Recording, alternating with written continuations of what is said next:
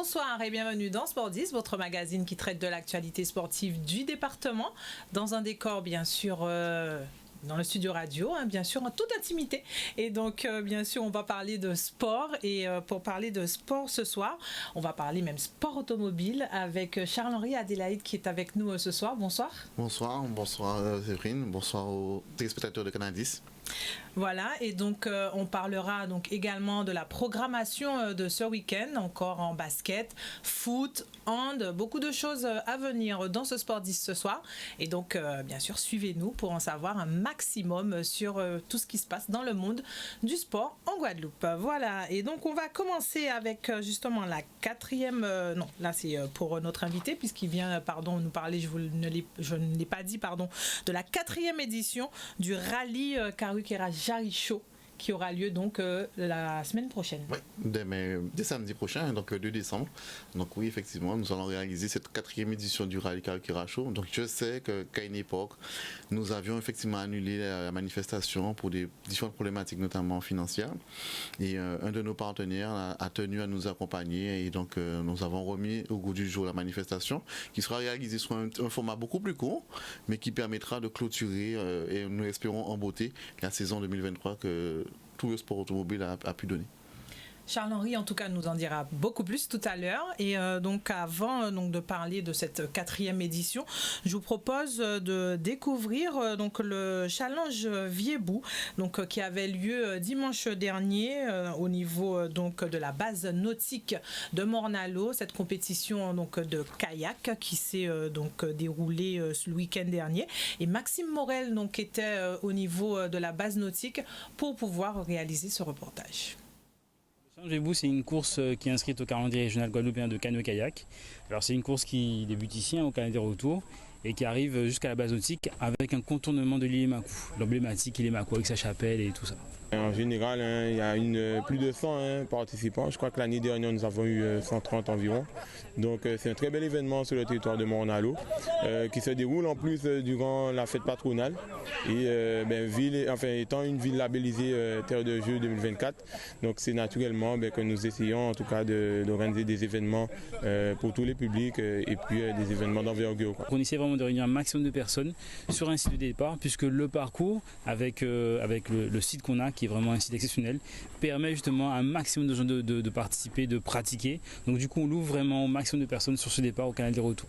Top!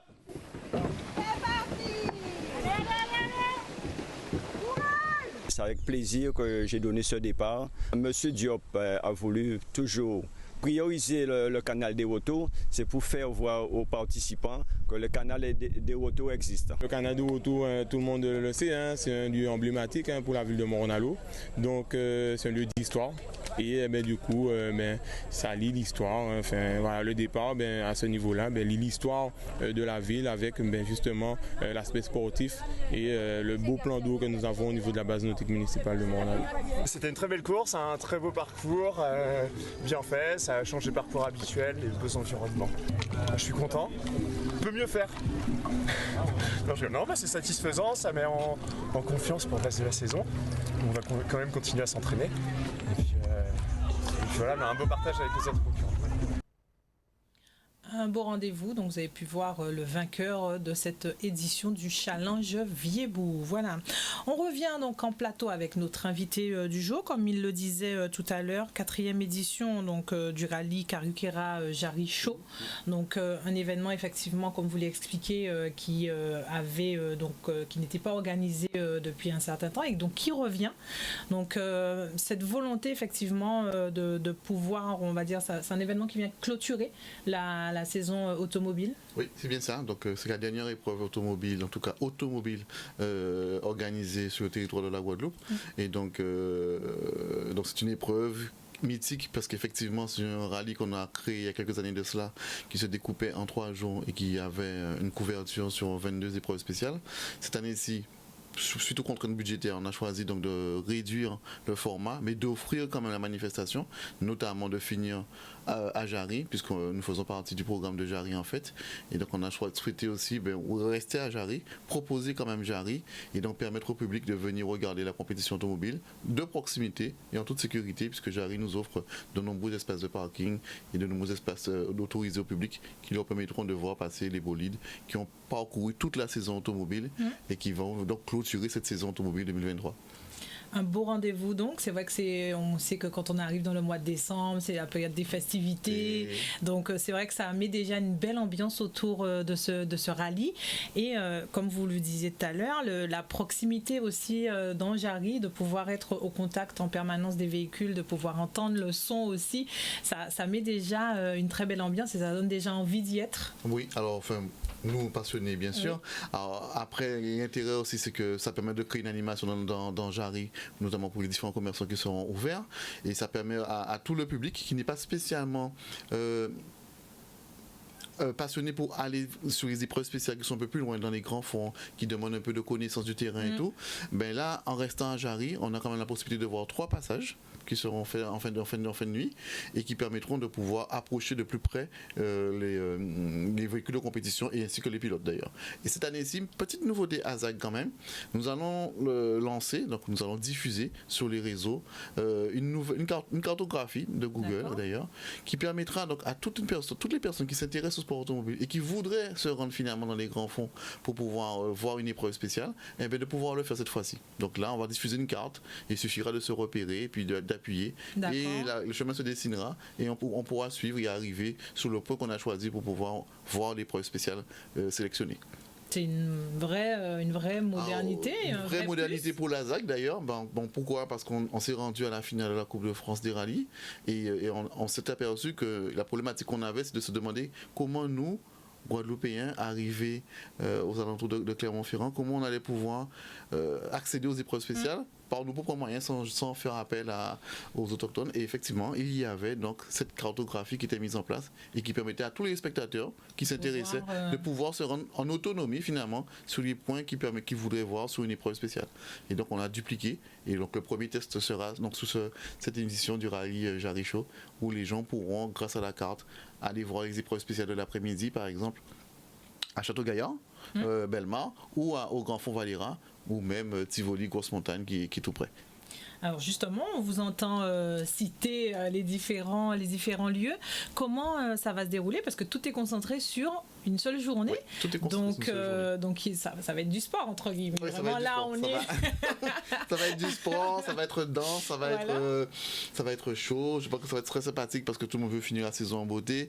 Alors oui, effectivement, on a choisi de tout concentrer sur une seule journée. Donc, pour plusieurs raisons, ça permet de réduire les coûts pour l'organisateur, bien sûr. Aussi pour les participants, puisque les concurrents n'ont pas à supporter 3 jours de compétition avec tout ce que ça comporte physiquement, en termes d'organisation, d'hébergement, de toute la logistique que ça va entraîner. Et ça nous permettra aussi d'offrir un spectacle contenu sur un espace relativement limité. Donc c'est gagnant-gagnant. Gagnant pour nous organisateurs et gagnant aussi pour les concurrents, puisqu'on aura moins de frais tous pour pouvoir vivre la manifestation. Il y aura combien de spéciales sur cette édition ? Alors, comment ça va se dérouler ? On a au total 8 épreuves spéciales qui vont se décomposer de la façon suivante. Donc on va commencer par un Château-Gaillard en Bellemare. Donc c'est une épreuve spéciale qu'on a déjà réalisée dans le passé, qu'on a choisi de mettre en avant, ce qui permet notamment aux équipages, pour l'ensemble des spéciales d'ailleurs qu'on a choisi, de ne pas avoir à faire beaucoup de reconnaissance. Ce sont des parcours qu'ils connaissent depuis longtemps et qu'ils n'auront qu'à réviser éventuellement, je dirais. Ensuite on va passer par Grand Fond Valera, puis un point d'assistance. On part à Tivoli, donc on fait 3 passages à Tivoli, Grosse-Montagne. On revient à Jarry pour faire encore une assistance. Et puis, en fin de journée, donc aux alentours de 23h35 à peu près, on va lancer les premiers bolides sur Jarry pour faire 3 passages.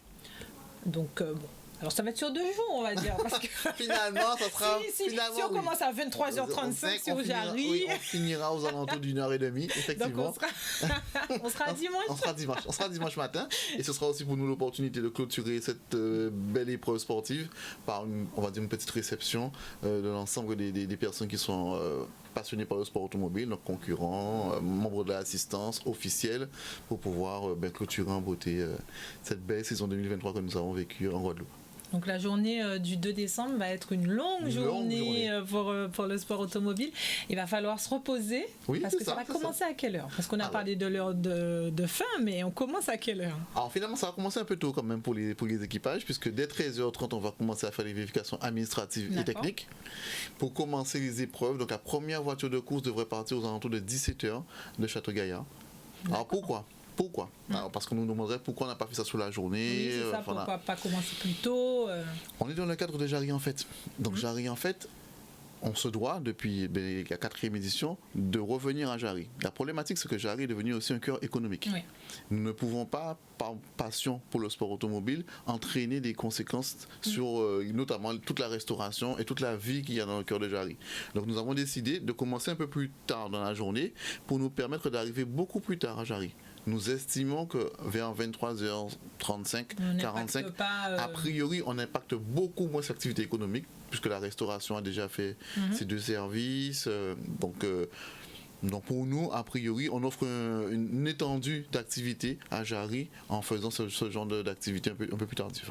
Oui, en même temps, les gens peuvent se dire, voilà, on va sur Jarry, on va dîner, et puis on attend la dernière spéciale, et puis on profite de Jarry pendant un long moment.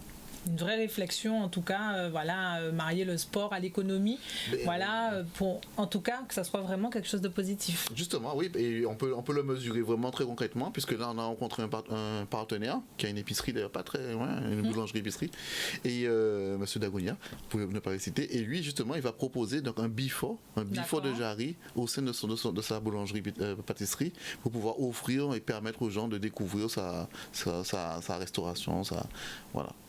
C'est bien justement de montrer ce maillage entre le sport, l'économie. On sait que c'est compliqué, donc vous l'avez signalé au début, donc au niveau des finances. Mais c'est vrai que quand on arrive justement à montrer ce que ça peut être, cette coopération entre sport et économie, on se rend compte qu'il y a de vraies possibilités et qu'on devrait vraiment se donner la chance, entre guillemets, explorer encore plus ce maillage entre sport et entreprise. Mais justement, donc c'est à nous aussi, les associations sportives, notamment automobiles, de se rapprocher du monde économique encore davantage en offrant finalement une opportunité.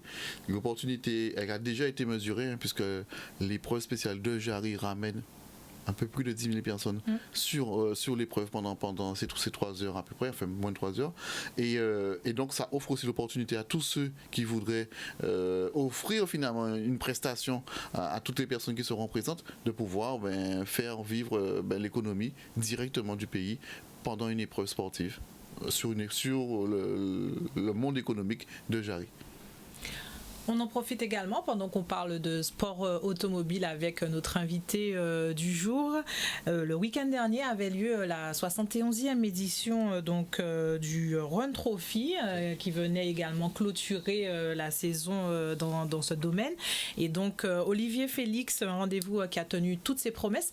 Et Olivier Félix était donc sur la route pour pouvoir bien sûr nous restituer ce beau moment de compétition entre les véhicules.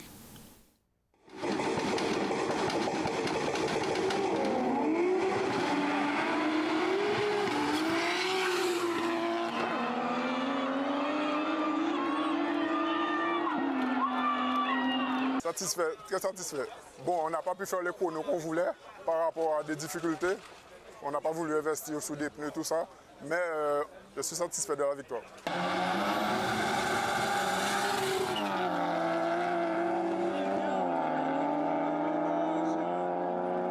Ça fait un moment que je ne sais pas là, alors bon, je suis un petit peu rouillé, mais c'est pas grave, c'est un peu normal. Je m'y attendais qu'après un long retour, que je ne vais pas continuer à gagner comme ça. Alors du coup, je me suis bien amusé, j'ai passé un bon moment.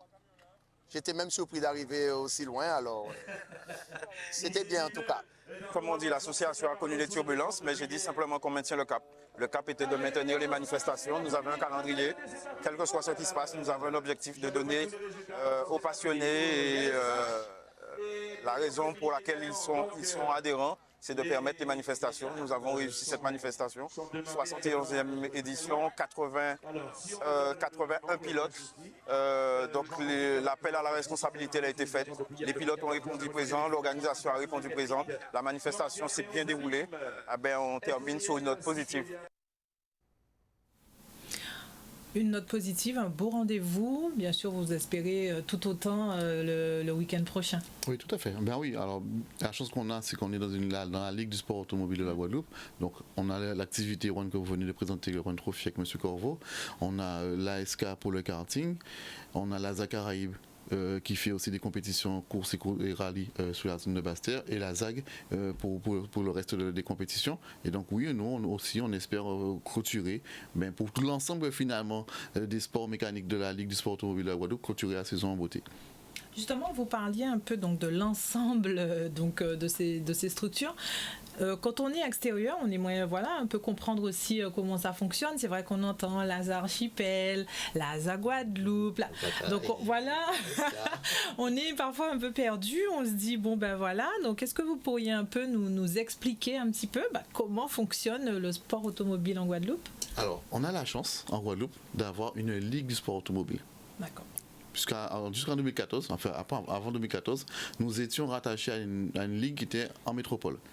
Donc tous nos prédécesseurs se sont battus pour que nous ayons une ligue en Guadeloupe, pour que nous puissions nous-mêmes orchestrer finalement le développement du sport automobile depuis la Guadeloupe. Donc la Guadeloupe, contrairement à la Martinique, contrairement à la Guyane, a sa ligue du sport automobile. Elle est en plein développement, on a encore beaucoup de choses à faire, mais en tout cas on a la chance d'être dans un chapeau où tout le monde est regroupé, où on doit en fait réfléchir ensemble à comment on va développer le sport mécanique en Guadeloupe. Et donc, par ce fait, c'est beaucoup plus simple parce qu'effectivement, on va se partager les calendriers.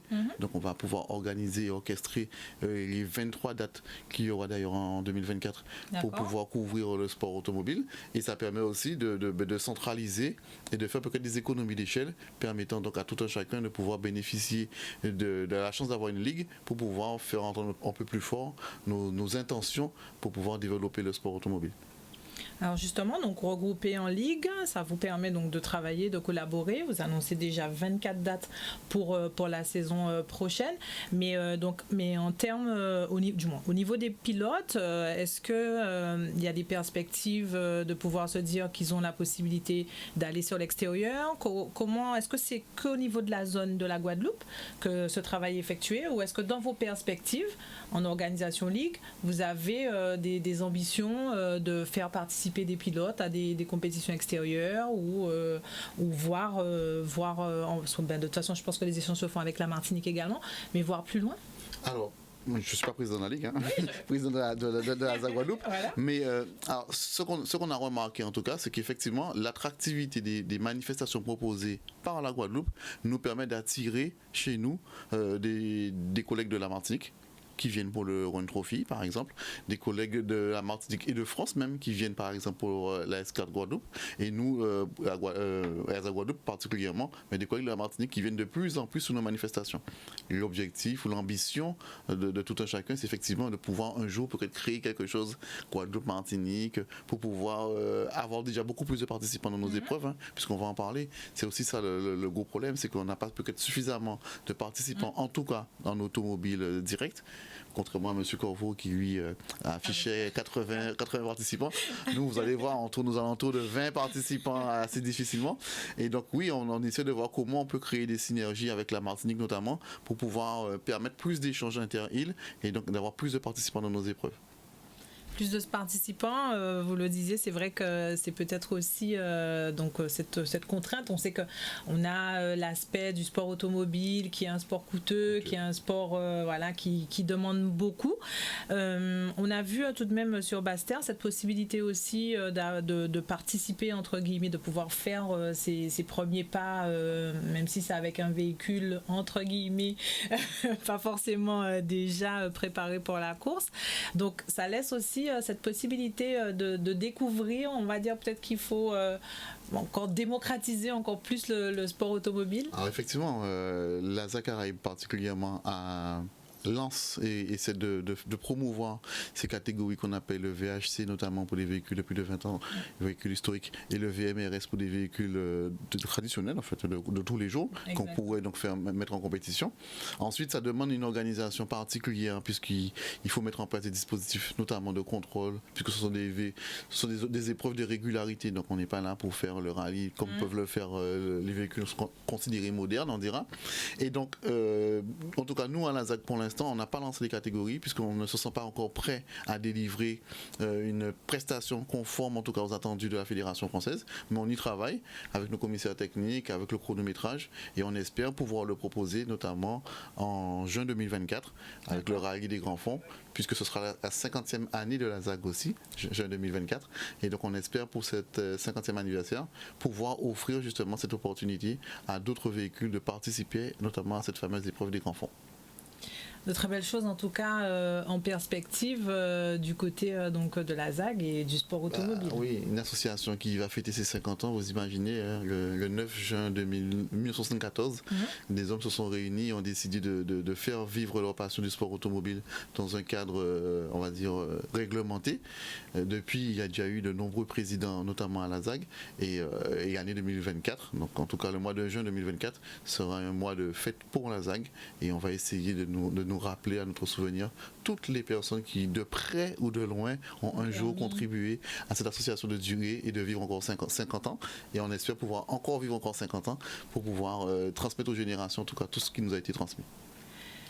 Restez avec nous, c'est l'heure de la pause publicitaire. On se retrouve juste après pour la suite de Sport 10.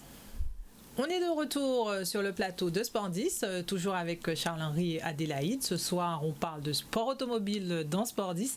Et donc, on va poursuivre avec justement donc, ce rallye donc, de Jarry, rallye chaud. Donc, vraiment, déjà aussi dans le nom, c'était important de pouvoir se coller à la période, à Jarry en fait, pouvoir vraiment associer cet esprit festif à l'événement. Oui, justement, c'est un événement qui a été créé déjà pour créer la fête à Jarry. Ensuite, en discutant avec la collectivité et Cap Excellence, il a été décidé de l'intégrer carrément dans le programme de la fête.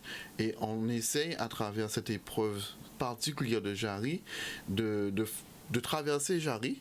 Alors, vous allez voir qu'on va traverser un certain nombre de ronds-points pour justement créer du show, créer du spectacle, permettre aux pilotes finalement de se faire plaisir sur une épreuve à Jarry et donc de permettre au public de découvrir la dextérité de nos pilotes guadeloupéens sur un parcours totalement sécurisé. Donc, on parle donc justement des pilotes guadeloupéens. Donc il y aura combien d'équipages engagés sur la compétition, et il y aura également donc des compétiteurs invités. Voilà, c'est ça. Donc au total finalement on a 20 engagés sur cette épreuve sportive. Donc pour nous c'est bien.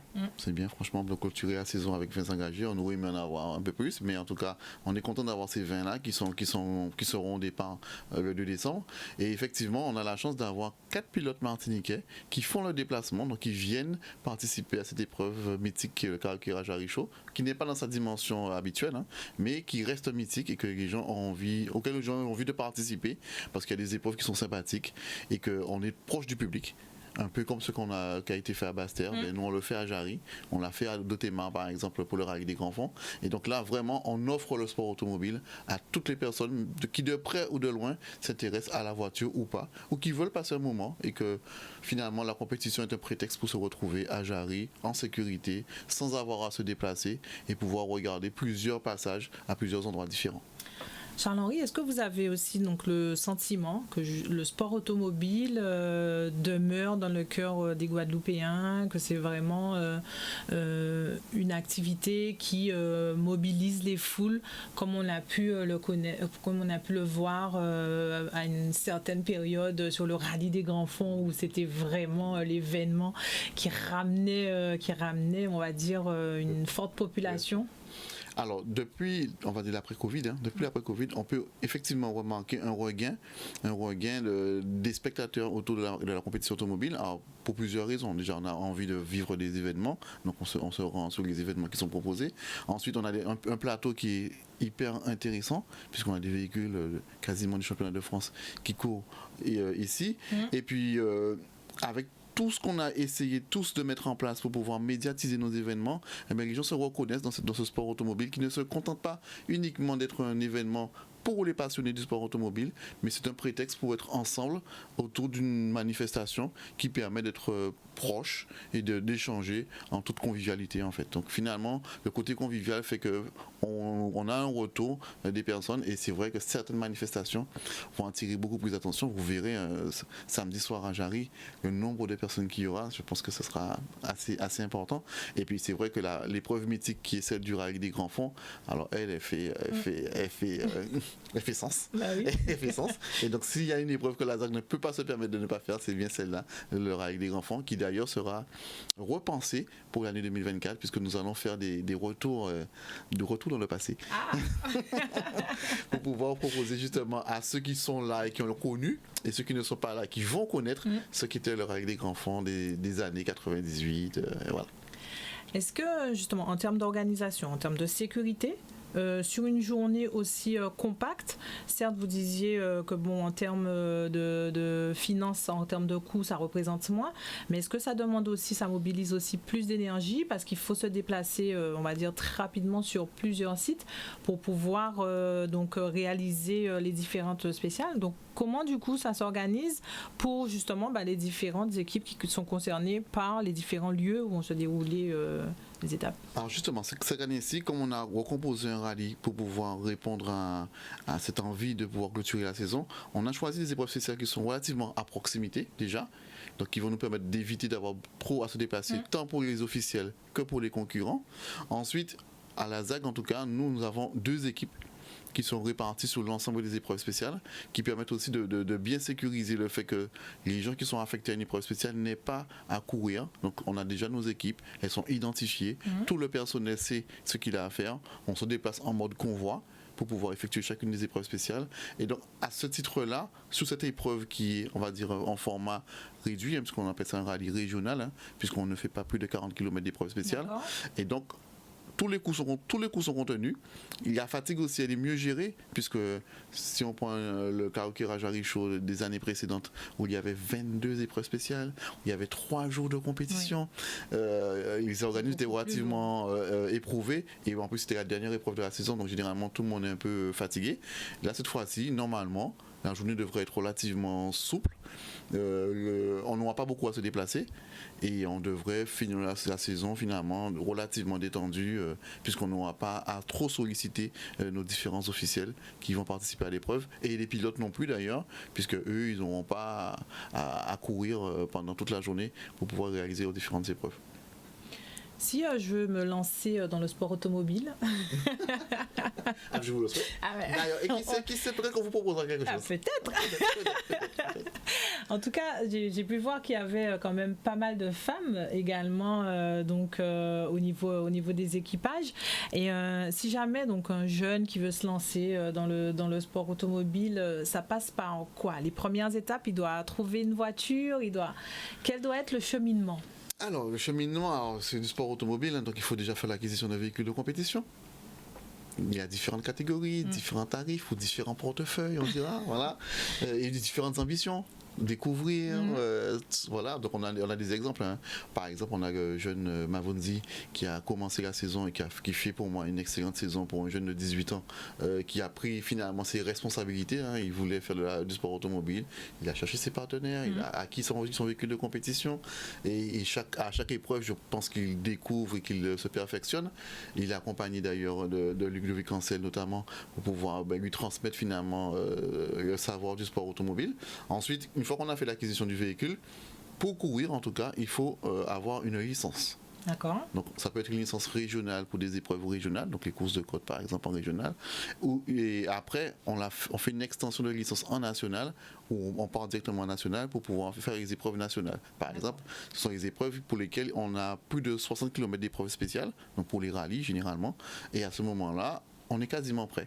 Ensuite, tous les éléments de sécurité, le casque, le hands pour protéger, la combinaison, les gants, les bottines, un copilote, une équipe d'assistance pour pouvoir donc encadrer et intervenir sur le véhicule, et on est prêt à faire de la compétition automobile.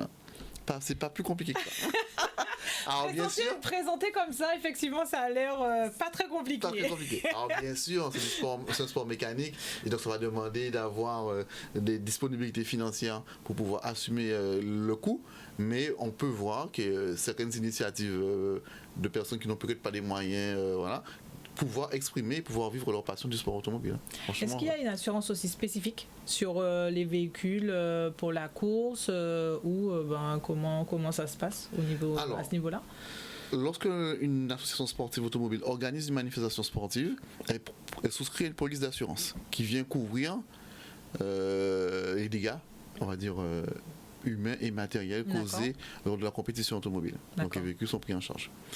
Alors bien sûr, l'assurance ne rembourse pas si on sort de la route, elle ne va pas nous rembourser la voiture de compétition. Mais en tout cas, elle va prendre en charge les éventuels dégâts corporels ou matériels causés par le véhicule de compétition. Ensuite, les concurrents ont la possibilité, eux, de souscrire à une police d'assurance pour leur véhicule de compétition. Ce qui permettrait par exemple de prendre en charge les dégâts éventuels causés sur le véhicule. Détérioration totale ou partielle du véhicule, on prend une police d'assurance qui vient couvrir sous la valeur du véhicule et en fonction de ce qui se passe, on est remboursé ou pris en charge pour réparer la voiture. Alors généralement c'est une police d'assurance qui est relativement chère, donc on n'a pas toujours l'opportunité de se l'offrir, mais en tout cas elle existe. D'accord. Elle existe. Donc les pilotes les plus chevronnés, je pense, eux, prennent des précautions, puisqu'ils ont des véhicules qui ont des valeurs très importantes. Et puis les autres, ils font comme ils peuvent. Ils font comme ils peuvent.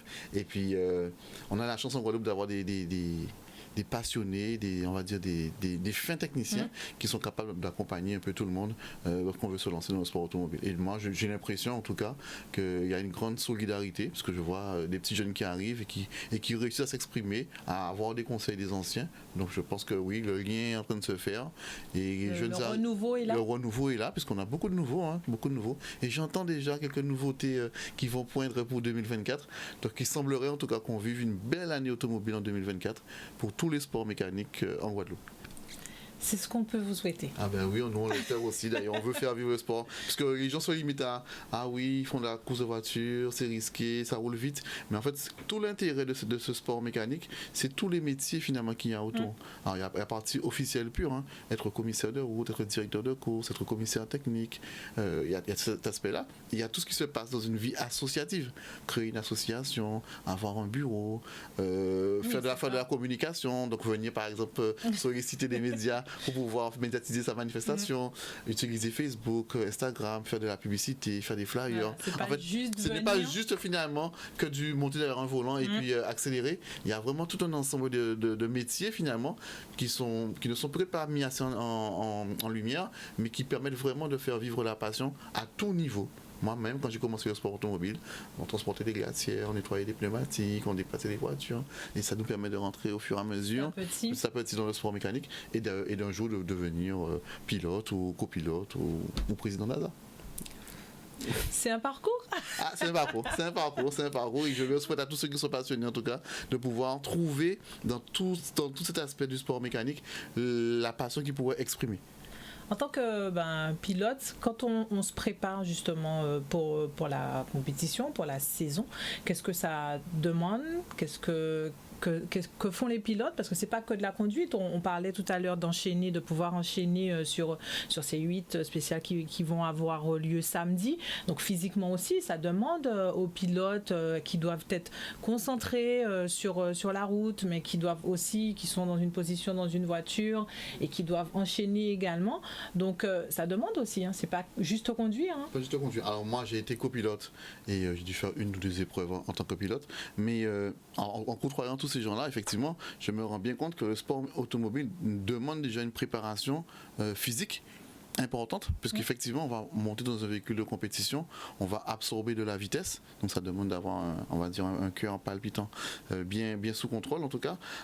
Ensuite ça demande une préparation logistique et technique assez importante, puisque le pilote il doit être en confiance, notamment avec son assistance, puisqu'ils vont devoir réparer ou parfois démonter des pneus, les remonter. Le pilote ne doit pas se poser la question est-ce que le pneu est bien serré, est-ce qu'ils ont mis de l'essence. Donc généralement ça demande une énorme préparation pour que l'équipage, donc le pilote et le copilote, soient en toute confiance parce qu'ils sont sur la ligne de départ et qui vont se battre contre le temps et réaliser le meilleur temps possible. Donc vraiment la préparation, elle est de multifacettes et chacun dans une association, dans une organisation, apporte finalement cet élément de sécurité qui permet finalement à l'équipage d'exprimer finalement tout ce travail préparatoire en amont sur la route le jour du chrono. C'est pour ça aussi que quand il y a une casse, quand on ne peut pas aller au bout, on sent tout le désespoir parce que derrière on a passé plusieurs jours, plusieurs semaines, parfois plusieurs mois, même parfois plusieurs années à rêver de ça. Et le jour J, on est prêt, on est au départ. Et lorsqu'on connaît les affres de la sortie de route par exemple, ou d'une panne mécanique simplement, oui, on est désespéré parce que notre espoir à tous dans le sport automobile, et même nous organisateurs, c'est la ligne d'arrivée. On veut être à l'arrivée. Et nous, on souhaite que tout le monde soit à l'arrivée d'ailleurs. Mais effectivement, lorsque ça n'arrive pas, les lendemains sont durs. Les lendemains sont durs. En tout cas, on ne le souhaite pas pour cette clôture donc, de la saison automobile. On rappelle, donc, ce sera le samedi 2 décembre de 17h à 1h du matin, sur des parcours un peu différents. Mais la clôture, le show, la fête, l'ambiance en famille se fait à Jarry dès 23h. Et nouveauté cette année, si on veut suivre et se rendre sur les différents points de course, on va pouvoir donc aller sur Google. Sur Google. Donc on va mettre à disposition une carte qu'on va diffuser sur les différents réseaux qui permettra à tout un chacun de se rendre sur Google. Aussi, comme traditionnellement on le fait, il y aura donc le guide du spectateur. Cette fois-ci en version numérique uniquement. Donc développement durable. Voilà, développement durable. On va faire le choix du numérique cette fois-ci. Pour les riverains, à partir de demain matin, on va donc informer tous les riverains. Donc on fait l'avis aux riverains. On dépose dans chaque boîte aux lettres de chaque riverain concerné une information sur les heures de fermeture de route pour qu'ils puissent prendre leur disposition en amont ou en aval de la manifestation. Et on fera aussi le marquage des épreuves spéciales puisque demain, les pilotes sont autorisés à faire leur reconnaissance. Donc voilà tout ce qui est mis en œuvre en tout cas par la ZAG pour pouvoir offrir une manifestation en sécurité, mais une très belle fête pour clôturer la saison 2023. Un vrai travail, quand on se rend compte que tout se passe bien, il faut aussi du coup remercier derrière toutes ces petites mains qui travaillent au quotidien pour permettre... C'est énorme de voir toutes ces personnes qui sont au sein de la ZAG ou ailleurs d'ailleurs, qui travaillent pour permettre justement de délivrer une manifestation qui correspond aux attendus de la Fédération française, aux attendus de la réglementation de la préfecture, puisqu'on a une réglementation, on doit déposer un dossier, on doit présenter et le défendre, mettre en place un dispositif de sécurité, s'assurer d'avoir du monde pour pouvoir assurer la sécurité. Donc les commissaires de route, bien sûr, que je remercie tout le temps, parce que grâce à eux, on a des manifestations de sécurité. Les cibistes qui, eux, sont les yeux et les oreilles de la direction de course sur les différentes épreuves. Le chronométrage qui permet de garantir la qualité finalement de la prestation réalisée par les pilotes. Et donc toutes ces personnes-là, ensemble, les commissaires techniques qui vérifient les véhicules de compétition, qui nous permettent d'être sûrs que nos véhicules sont conformes à la réglementation française et présentent tous les éléments de sécurité en cas où il y aurait un problème. Vraiment, toutes ces personnes réunies font du sport automobile une immense fourmilière de personnes qui œuvrent pour la sécurité et pour le spectacle. Très bien, en tout cas, rendez-vous est pris, vous l'avez noté, donc c'est samedi prochain, dans le cadre bien sûr de Jarry en fait, cette 4e édition donc du rallye Carhuquera Jarry Show. C'est bien ça. Voilà, j'ai très bien dit. Merci beaucoup. Voilà, on passe maintenant au programme du week-end et on commence par le basket avec donc le championnat U18 filles, 2e journée. On rappelle les U18 filles qui font leur apparition cette saison. Et donc la MJCA sera opposée au BMBC. La rencontre aura lieu dimanche au gymnase au complexe de Bois-Ripaud. La Luciole sera opposée donc au MBC. La rencontre aura lieu à Pointe-Noire. Sachez tout de même que les rencontres qui se dérouleront dans le gymnase de Pointe-Noire seront à huis clos puisque le gymnase est en travaux. Il peut accueillir les rencontres mais malheureusement pas le public pour l'instant. Et le GGB sera opposé donc au Banello. Donc ce sera la dernière rencontre et donc les rencontres ont lieu le dimanche à 16h. Voilà pour les U18 filles. On passe maintenant à la 7e journée journée chez les U20 garçons. On commence par la poule Basse-Terre. L'USR sera opposé au CAPS Hand. La rencontre donc aura lieu dimanche également. Donc à 16h et ce sera au gymnase de Sainte-Rose. L'AOG sera opposé au Cygne Noir au gymnase de Gourbert. Le LBC, donc le Lamentin, sera opposé au Phoenix 95 au gymnase de Sainte-Rose. Et l'Étoile de l'Ouest sera opposé au BTB 94 au gymnase de Pointe-Noire. On passe à la poule Grande Terre. Donc le New Star sera opposé aux Flyers. La rencontre aura lieu au Krebs et ce sera samedi. Pareil pour les rencontres qui ont lieu au Krebs, donc on malheureusement peut pas accueillir le public. Le GGB sera opposé au MBC, donc la rencontre aura lieu à Fouillol. Et pour clôturer donc dans cette 8e journée du côté de la poule Grande Terre, l'ACD sera opposé au GISC, mais finalement l'ACD qui déclare forfait donc général pour la saison, donc le club pointois qui malheureusement ne pourra pas poursuivre donc la compétition dans cette catégorie. On poursuit toujours dans le basket avec les filles. Donc en milieu de semaine, le Cygne Noir s'est incliné face au Pôle Espoir 42-47. Première victoire en championnat pour les filles du Pôle. Et donc ce week-end, pour clôturer cette 4e journée de championnat, le GGB va accueillir la MJC1.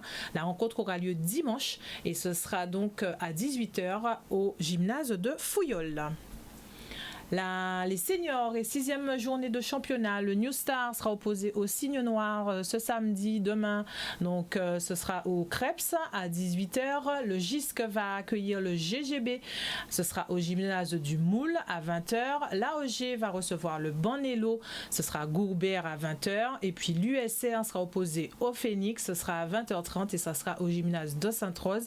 La rencontre EDO-MJCA aura lieu donc ce mercredi et ça sera donc à Pointe-Noire. On passe maintenant à la division 2. Donc le BTB 94 sera opposé au LBC. La rencontre donc aura lieu ce soir à 21h au gymnase de Sainte-Rose. Et le MBC va accueillir le BMBC. La rencontre donc qui aura lieu au gymnase du Moule ce soir. Voilà donc pour le basket. On passe maintenant au hand. Et donc voilà, 11e journée de championnat, excellence masculine. Dès ce soir à 19h30 au gymnase de Petit Canal, le Zion-La sera opposé à l'Infini Handball. Le Pointe-à-Pitre Handball va accueillir demain à 18h au gymnase de Fouillol l'ACB. Suite donc de cette journée au gymnase Valère Lamy à 18h, la ZUP sera opposée à la Gauloise. L'Intrépide Handball à 18h30 va jouer contre la JTR au gymnase de Douville. À 19h au gymnase de Cap-Esterbello, le Cap Handball sera opposé à l'Étoile. Et pour clôturer cette journée au gymnase de Raisin-Clair, le Club Sport sera opposé à la JSA Handball. Un petit point rapide sur le classement. L'Intrépide Handball occupe la première place avec 25 points. Deuxième, le Pointe-à-Pitre Handball avec 24 points. Troisième, la JSA avec 20 points. Quatrième, l'Étoile avec 20 points. Ferme la marche dans ce championnat féminin, la Gauloise avec 7 points. On passe chez les hommes. 11e journée également de championnat. Ce soir, au gymnase de Petit Canal, à 21h, le Zion-La sera opposé à l'Entente Club Sport Infini. Demain, à partir de 20h, au gymnase de Baïf, le Cygne Noir va accueillir l'ACB. À 20h également, à Cap-Esther, le Cap Handball sera opposé à l'Étoile. À 20h, au gymnase Valère Lamy de Bémao, la ZUP sera opposée à la Gauloise. À 20h, au gymnase de Fouillol, l'ASA va accueillir la JSA. Et puis, pour clôturer, à Douville, à 20h30, l'Intrépide Handball sera opposé à la JTR. Un petit point sur le classement. L'Intrépide Handball occupe la première place avec 22 points. Deuxième, la JTR, 21. Troisième, l'Entente Club Sport Infini, 21 points. Quatrième, la ZUP avec 21 points également. Et puis ferme la marche chez les hommes. 12e, le CAPS Handball avec 8 points. On passe au foot maintenant. Voilà, la régionale 1, 11e journée également. Et donc l'Étoile de Morne-à-l'Eau qui sera donc opposée au Phare. La rencontre aura lieu à 20h30. Et donc ça sera ce soir à Petit Canal. Le CERFA, donc également ce soir à 20h30, sera opposé à l'USBM, donc au Moule. Ensuite, l'AS Gosier demain à 15h30 sera opposé au CSM. L'AS Dynamo sera opposé au Sporting. La Jeunesse Évolution va affronter la solidarité scolaire, ça sera à Bémao, la S Dynamo au Moule et la S Gosier à Petit Canal. La Juventus de Sainte-Anne va accueillir à Sainte-Anne l'Amicale. Et puis le Sirocco, ce dimanche, pour clôturer cette 11e journée, va accueillir à Petit Canal la Gauloise. Un point sur le classement. L'Étoile de Morne-à-l'Eau, 29 points. Le Sporting, 25 points. Le Sirocco, 24 points. L'AS Gosier, 23 points. 5e, l'AS Dynamo, 22 points. Et la Juventus qui clôture donc ce classement à la 15e place avec 7 points. On passe maintenant au volley.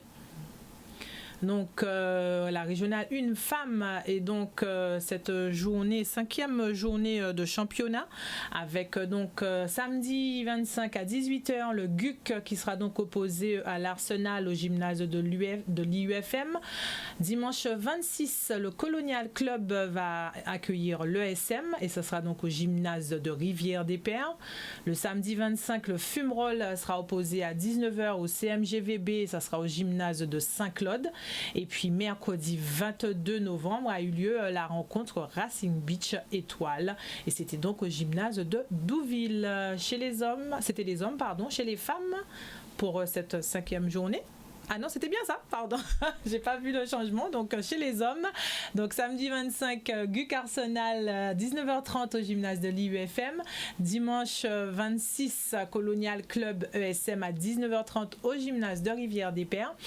Fumerol CMGVB à Saint-Claude à 20h30. Et samedi 25, toujours à 18h30, USG IUFM et ce sera donc au gymnase de Trois-Rivières. Voilà, nous avons fait le tour donc pour ce soir. Il y a également un événement ce week-end si jamais vous aimez donc le VTT et le fitness. Il y a donc cet événement rando VTT et fitness qui aura lieu dimanche 26 novembre. Donc si vous êtes intéressé, n'hésitez pas à prendre les infos pour pouvoir vous inscrire et participer à cet événement. On vous laisse un peu le temps de lire.